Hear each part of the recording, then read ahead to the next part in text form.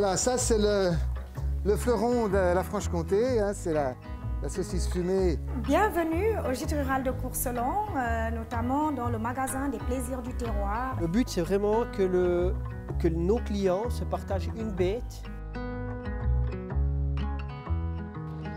Donc nous voici ici à la ferme du Génival à Besson-Court, qui possède son propre magasin de vente directe. Nous allons vous emmener à la rencontre d'agriculteurs et de bonnes pratiques au niveau de la commercialisation des produits et services du terroir dans le massif du Jura franco-suisse.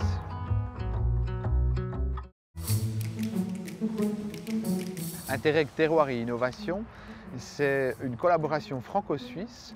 C'est d'échanger avec nos collègues suisses sur les pratiques de chacun et de se servir, en fait, de s'enrichir de ces expériences communes pour pouvoir faire de l'application tantôt en Suisse, tantôt en France, et bien sûr au service des producteurs pour leur permettre d'accéder à la commercialisation de leurs produits en direct, donc favoriser les circuits courts. Au niveau du magasin, on est une trentaine de producteurs, 34.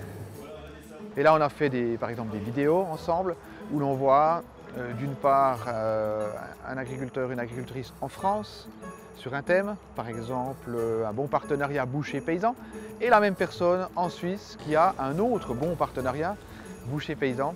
On essaye de comprendre pourquoi ça marche. On organise des ventes environ tous les 2 mois. Et nous vendons toute notre viande, en tout cas ce qui concerne le bœuf, en direct, sous forme de lot ou alors au détail.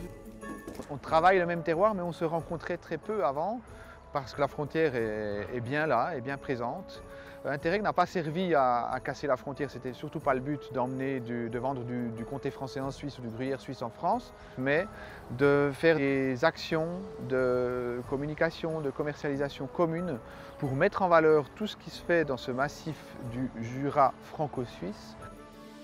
Comment est-ce qu'on fait le lien entre un musée suisse des fruits et de la distillation et le magasin que vous avez à côté? La réflexion elle a été menée à savoir comment on pouvait toucher une clientèle qui venait au-delà de notre petite région. Et puis on en est arrivé à la conclusion qu'il fallait amener une visite, il fallait amener de l'émotion. On est parti sur ce projet de musée. L'important, c'est de comprendre la technique commerciale, le marketing qui sont cachés là-dedans et qui vont pouvoir être utiles à d'autres. La particularité de nos métiers, c'est que l'animation prend du temps. Fédérer des gens, par exemple, pour créer un magasin de vente, ça prend du temps. Prendre, partager, diffuser nos connaissances, transmettre nos connaissances, c'est le propre de nos structures. Hein. C'est vraiment amener les producteurs à se professionnaliser dans différents domaines. Donc, le projet Interreg, il nous a permis tout ça, quelque part. Quelles sont les raisons pour lesquelles les clients viennent ici, viennent à la ferme?